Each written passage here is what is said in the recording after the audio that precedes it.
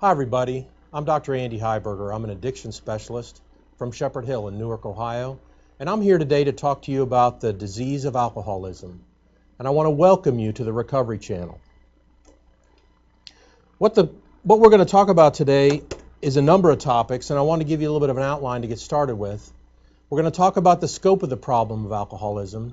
We're going to talk about the fact that it's a brain-based disorder. I'm going to go over a little bit about the anatomy of the disease of alcoholism. I'm going to talk a little bit about appropriate treatment. I'm also going to talk about what alcoholism is not. I'm going to talk about some comparisons to other chronic diseases. And I also want to discuss a little bit about the disease of alcoholism as if we treated other chronic diseases like we treat the disease of alcoholism. We'll go over some of this stuff today, and in subsequent sessions we'll go over some more of these things. So what is the scope of the problem? Well, according to the most recent statistics, alcoholism affects roughly 15% of the population. That is over 45 million people in this country. Risk is based on the age when people are first exposed to alcohol or their environment, as well as certain genetic factors. So this slide here that shows some of the genes associated with the disease of addiction, I don't put up here to make you an expert in genetics, but what I want to show you is that there's an enormous number of genetic information that we have now about various addictions. And the addiction to alcohol is no different than the addiction to any of the other drugs. So the point is that there are a number of genes that are associated with an increase in risk for alcoholism. Some of those genes carry a very high risk of alcoholism, others are low. We have cases where we have patients with a very high genetic load, and we have cases where patients have a very low genetic load but still end up as alcoholics. It's a very complicated thing. It would be nice if we had a single genetic element that indicated whether someone would be an alcoholic or not, but we really don't have that today. Someday we may get better information and be able to do that, but that day is not today. I talked about genetics. Now I want to talk about the risk of having an alcohol problem based on your environment or the first time that you drink alcohol.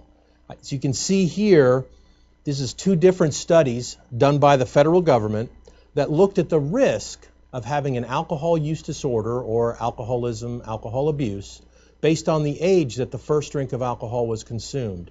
And as you can see, there's a tremendous trend from early on with a positive family history. More than half of those individuals will have an alcohol use disorder at some time in their life. Whereas if they wait until they're 21 or older, their risk is dramatically lower.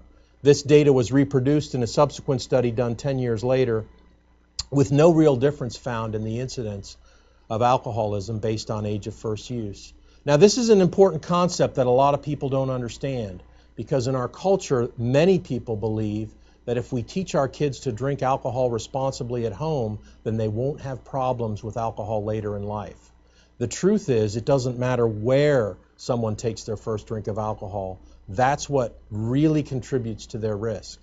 Now, how much is it? Well, we seem to believe that about half of the risk of the development of alcoholism comes from the environment or the age of first use, and the other half of the risk comes from our genetics. Here's a similar study done that demonstrates lifetime drug dependence based on age of first use of drugs, and you can see a very similar pattern with drug use compared to alcohol use. Again, starting at age 13 or below gives a much higher risk of developing the disease as patients who wait and as individuals who wait until they're over 21 to take their first drink. So in order to talk about what alcoholism is, I want to describe what some old ideas about alcoholism are, and then I want to talk about some of the newer ideas about what we believe alcoholism is today. Old ideas included things like the moral model, which said that an alcoholic was someone who was bad or weak-willed or ignorant. We have the impaired model of alcoholism, which basically said that an alcoholic is someone who's damaged. There's nothing that can be done about that damage. They should just be institutionalized, either in a mental hospital or in a prison, and that's where they should be kept to protect them from themselves. And then we have the psychiatric model, which is a model of alcoholism, which describes alcoholism as a psychiatric disorder. In other words, someone drinks alcohol because they're depressed, or someone drinks alcohol to overcome some other psychiatric illness. Well, what all the evidence points to today is what we refer to as the new medical model. And that is that alcoholism is a biopsychosocial disorder that is chronic, progressive, and potentially fatal if not treated and put into remission. So, first question, why do people drink alcohol? Well, they drink alcohol in order to relax, feel good. They use it as a social lubricant. Certainly, many people feel it's easier to communicate with members of the opposite sex if they have alcohol. And they also drink to get drunk. They want to get high. They want to get loaded. And that's why people drink alcohol. They drink it for the effect. So alcohol works or makes us feel intoxicated or relaxed or comfortable because it affects a particular area in the brain that we refer to as the pleasure-reward circuitry. This area is a deep structure inside the brain. It's in what we refer to as the limbic system. And it's an old structure. It's not in our conscious mind. It's in our subconscious, emotional part of our brain that controls things like survival. And it's really important to understand this because alcoholics do not have conscious control over their drinking. So here's the structures that are involved in alcoholism. In the brain, there's an area called the ventral tegmental area, or VTA, which sends a signal forward to this structure here. It's a tiny little ball of nerves called the nucleus accumbens. And that's where the chemical in the brain, dopamine, is released. When dopamine is released, we experience pleasure. We feel good. When that pleasure is experienced, that then sends a signal up to the prefrontal cortex, which says, hey, that felt good. Let's remember this and do it again because it's important. And that happens outside of our conscious minds. It's part of our survival network. So we have this circuitry in our brain because it produces pleasure. And that pleasure is necessary for us for survival. Turns out that if eating food when we were hungry or drinking water when we were thirsty didn't feel good, we probably wouldn't do it and we probably wouldn't survive. And so that's why we have this pleasure-reward circuitry in our brains so that we feel good about doing things that improve our chances of survival. Other things that trigger this pleasure-reward circuitry are sex for procreation or otherwise, as well as the nurturing that we receive from the company of others. So eating, drinking, and sex all will trigger that pleasure-reward circuitry and feel good. Now the problem is alcohol and other mood-altering drugs affect that pleasure-reward circuitry and cause it to trigger in ways that weren't intended by nature. In other words, alcohol can cause the release of that dopamine just as well as eating food when we're hungry. And so what happens is eventually our brains learn that alcohol is equivalent to those other survival things. And that's really when the disease of alcoholism begins to get settled in the brain. So in the new disease model, now that we've looked at a little bit of the neuroanatomy, in the alcoholic brain, alcohol actually hijacks that pleasure-reward circuitry. And as a result of that, alcoholics experience cravings for alcohol that supersede all other instincts, including those necessary for survival. And that's why alcoholics will often do things that seem absolutely insane in order to get another drink. It's not because they want to drink. It's not because they're being willfully disobedient. It's because they're experiencing a craving that's more powerful than their own control. So now that we've talked a little bit about the anatomy of the disease of alcoholism, I want to talk a little bit about brain chemistry, and not to make you experts in brain chemistry, but because it's important to understand two important chemicals that determine things like intoxication and withdrawal symptoms. And those two neurochemicals are GABA and glutamate. GABA, or gamma-aminobutyric acid, is the primary inhibitory or depressive transmitter in the brain, and glutamate is the primary excitatory or stimulating transmitter in the brain. Now, the brain likes things to be in balance, okay? It doesn't like there to be too much of anything. So the brain is always trying to bring itself into natural balance. Therefore, the stimulating and sedating or depressing neurochemicals are held in balance. Now, what happens is when we add alcohol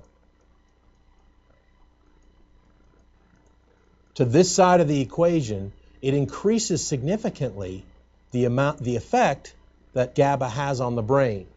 And when it does that, we get drunk. We get intoxicated because that effect has increased more than glutamate's stimulating effect. And we feel good. We're intoxicated. Okay? Over time, though, the brain doesn't like that. And so over time, the brain will increase the amount of opposing glutamate in order to bring things back into balance. And this is the stage we call adaptation, where the brain is expecting high amounts of alcohol, so it's constantly hyperstimulated. That's why tolerance develops. That's why it takes more alcohol to experience the same effect. Because in addition to the GABA that's already present and the glutamate that's normally there, the alcohol has to be consumed to the point where it overcomes the stimulating effect of the glutamate that's already in excess. Now, what happens when we quit drinking alcohol? We run out of money and booze on the same day. Well, the glutamate, which is very active in order to balance the intoxicating effects of the alcohol, now becomes predominant. And as a result of that, the patient experiences alcoholic withdrawal symptoms. They get agitated, they shake, they can have convulsions or seizures, they can have hallucinations, all kinds of things happen, and that's all the result of this brain's balancing act. So what does that mean for the disease of alcoholism and what the definition or understanding of alcoholism is today? Well, we know it's a disease because it's like a lot of other diseases.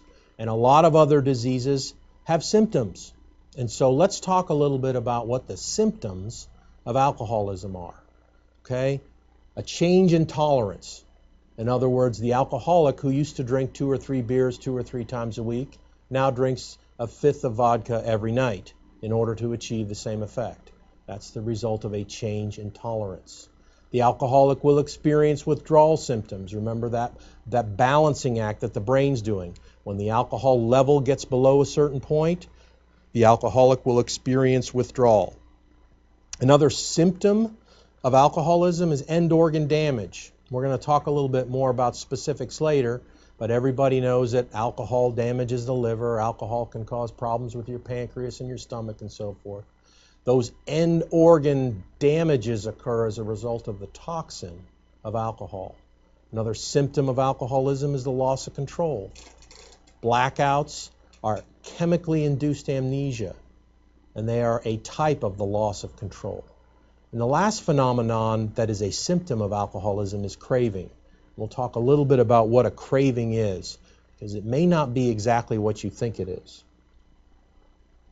So a change in tolerance simply means that the same amount of drug has less effect.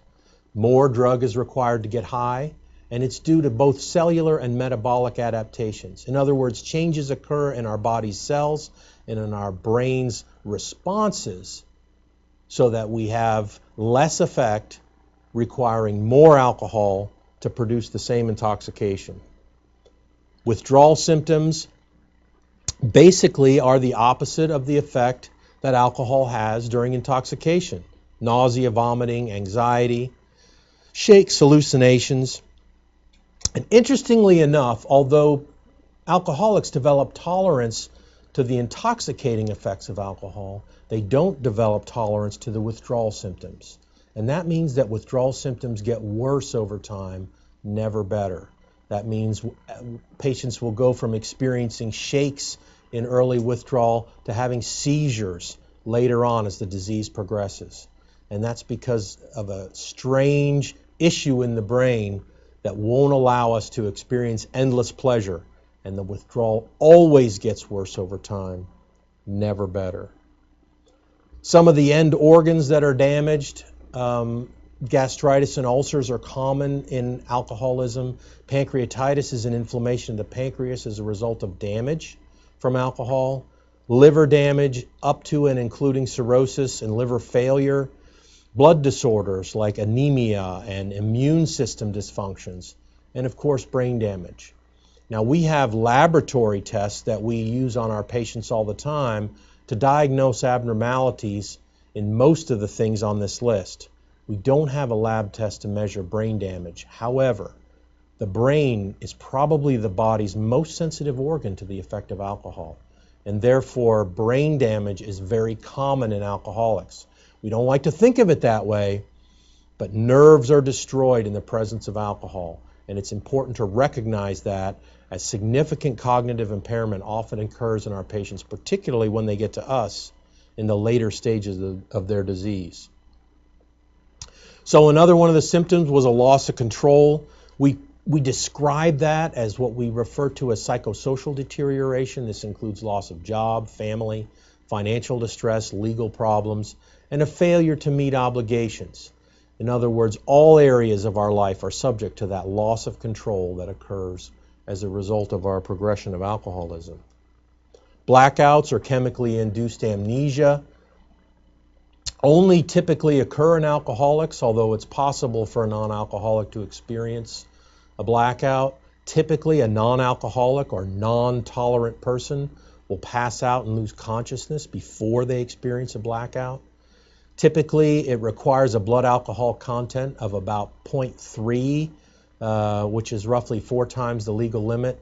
And at that point, an area of the brain known as the hippocampus is no longer able to transfer short-term memory to long-term memory.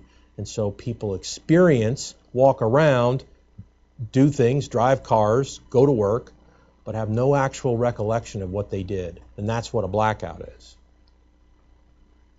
Now, cravings we talk about in the disease of alcoholism because alcoholics experience cravings. And the best definition that I've seen is a drive state in which the use of a substance seems essential for survival. In other words, the alcoholic experiences a sensation that a drink is necessary for survival. Not that they want a drink, not that they desire a drink, but that a drink is necessary for their continued survival. And that results in actions that are inconsistent with values. Many people who are not alcoholic cannot understand the process of a craving. A craving is much more powerful than a simple desire to use a substance, including alcohol. It's simply a subconscious drive that forces the alcoholic to drink despite the knowledge that alcohol is destroying them. So once again, I want to show you the picture of the brain. And here we show the main structures of the pleasure-reward circuitry. And in that area of the brain, we have the VTA and the nucleus accumbens, which are responsible for the pleasure signal, and the prefrontal cortex processes the memory of that. Now, it's important to understand that under normal circumstances, this prefrontal cortex up in here is the part of our brain where what's called executive function or executive control exists. And normally, our brains develop impulse control in order to tell the pleasure-reward system, no, don't do that, it will result in something bad. Normally, a signal is sent down to control our desire or our intention to do something that's pleasurable. That's what keeps us from overstimulating ourselves.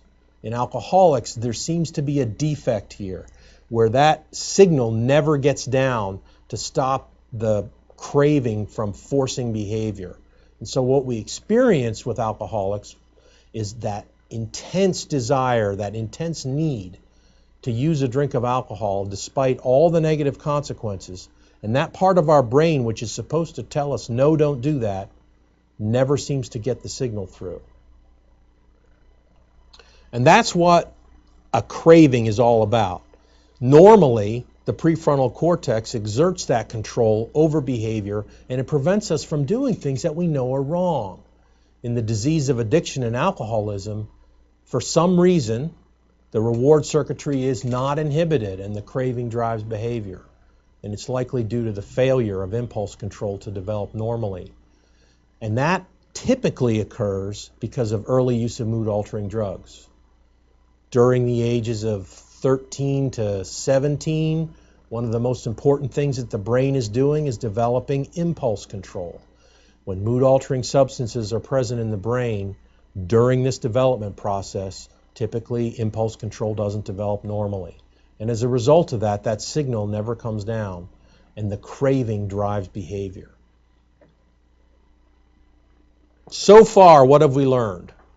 Well, alcoholism is a brain-based disease that is biopsychosocial in nature. We talked a little bit about the specific symptoms of the disease of alcoholism. And we talked about the fact that the symptoms result in a deterioration in many aspects of the alcoholic's life. Coming up next, we're going to talk a little bit about what effective treatment is. We're going to talk a little bit more about the models of alcoholism. We're going to talk about what the natural history of alcoholism is. And we're going to talk about how does alcoholism treatment compare to the treatment of other diseases that are similar, like diabetes, asthma, and hypertension. We're also going to talk a little bit about Alcoholics Anonymous and where that fits in to alcoholism and treatment. Thanks.